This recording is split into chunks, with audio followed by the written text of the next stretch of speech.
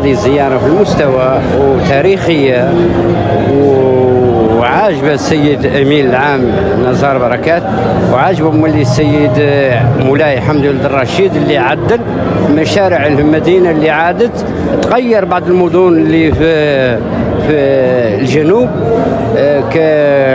كأسواق وكساحات وكملاعب قرب وكشوارع وكياسر من التفضلات اللي تفضلت بها مدينة العيون. تبارك الله هذا الشيء اللي كيدير الحاج حمدي ولد الرشيد زين تبارك الله، وكنصحوا البياع المتجولين يمشيو للسوق، يعودوا يمشيو يوليو يعمروا في السوق النموذجي تبارك الله زين، وتبارك الله وصلوا على النبي زين السوق النموذجي بلايص زوينين، سوق زوين، وهذا الشيء اللي كيدير كامل زوين تبارك الله.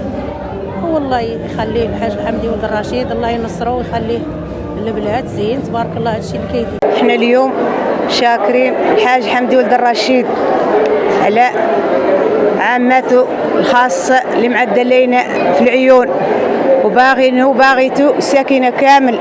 الحمد لله إلا قسنا السوق متوفر لنا الخضرة، قسنا الجزارة متوفر لنا اللحم، بلاصة اللي قسنا الحمد لله متوفر لنا كل حاجة بغيناها متوفرة لنا. صلح لنا الحمد لله الساحات، صلح لنا التيران، وصلح لنا أي حاجة الحمد لله خاصتنا عدلت لنا في الصحراء، والحمد لله ورانا شاكرين الحاج حمدي قباله وباغينه المواطنين كاملين.